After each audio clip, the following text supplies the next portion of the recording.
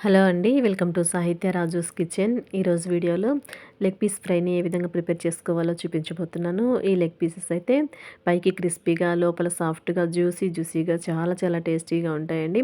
మరి తక్కువ టైంలో, తక్కువ నూనెతోటి లెగ్ పీస్ ఫ్రైని ఏ విధంగా ప్రిపేర్ చేసుకోవాలో విధానాన్ని ప్రాసెస్‌లోనికి వెళ్ళి చూసేద్దాం రండి. నేనిక్కడ 3 లెగ్ పీసెస్‌ని తీసుకున్నాను. ఇలా లెగ్ పీసెస్‌ని తీసుకొని వీడియోలో చూపిస్తున్న విధంగా ఘాట్లని పెట్టుకోవాలి. ఇలా ఘాట్లను పెట్టుకోవడం వల్ల మనం ప్రిపేర్ చేసేటువంటి మసాలా ఏదైతే ఉంటుందో అది లెగ్ పీస్ లోపలికంతా వెళ్ళి లెగ్ పీస్ అనేది చాలా టేస్టీగా ఉంటుంది.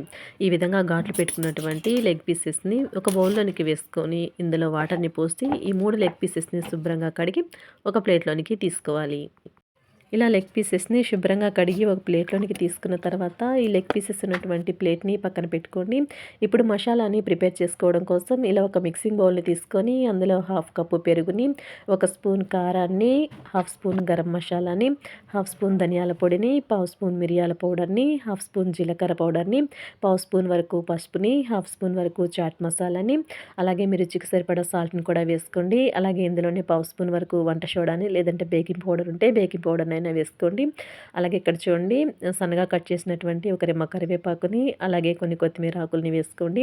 2 పచ్చిమిర్చిని ఇలా చిన్న ముక్కలుగా కట్ చేసి వేసుకోండి. ఇప్పుడు ఇందులోనే 2 స్పూన్ల వరకు టమాటా కెచప్‌ని కూడా వేసుకోండి. ఇప్పుడు ఇందులో చిన్న నిమ్మకాయని తీసుకొని విత్తనాలు రాకుండా జ్యూస్‌ని పిండి వేసుకోండి. ఇలా నిమ్మకాయని కూడా పిండుకున్న తర్వాత ఇవన్నీ కలిసే విధంగా ఒకసారి మిక్స్ చేసి తీసుకోండి. ఇప్పుడు ఇలా మిక్స్ చేసుకున్న తర్వాత ఇందులో లెగ్ పీసెస్‌ని వేసుకోండి. అలాగే ఇందులోనే చూడండి ఒక స్పూన్ వరకు అల్లం వెల్లుల్లి పేస్ట్‌ని కూడా వేసుకొని ఇవన్నీ కూడా లెగ్ పీసెస్‌కి కలిసే విధంగా బాగా ఇలా పట్టించండి. చూడండి మిక్స్ చేసుకున్న తర్వాత చూపిస్తున్నాను. లెగ్ పీసెస్‌కి మసాలా అనేది ఇలా కోట్ అవ్వాలనమాట. ఇలాగ బాగా లెగ్ పీసెస్‌కి మసాలాని పట్టించిన తర్వాత ఈ బౌల్‌పై మూతని ఉంచి ఫ్రిడ్జ్‌లో అయితే 1 అవర్ పాటు, బయట పెట్టే పనైతే 2 గంటల పాటు బాగా మ్యారినేట్ చేసుకోవాలి. మనకి లెగ్ పీసెస్‌ని ఎంతసేపు అయితే మ్యారినేట్ చేసుకుంటామో మనకి లెగ్ పీస్ అనేది అంత జ్యూసీగా, సాఫ్ట్‌గా చాలా చాలా టేస్టీగా వస్తుంది. నేనిక్కడ ఒక గంట పాటు ఫ్రిడ్జ్‌లో పెట్టి తర్వాత చూపిస్తున్నాను చూడండి. లెగ్ పీసెస్ అయితే మనకి చాలా బాగా మ్యారినేట్ అయ్యాయి. ఇప్పుడు ఈ లెగ్ పీసెస్‌ని ఫ్రై చేసుకోవడం కోసం స్టవ్ పై ప్యాన్ పెట్టి ఒక 2 స్పూన్ల వరకు ఆయిల్‌ని వేసుకొని ఆయిల్ బాగా వేడవ్వనివ్వండి.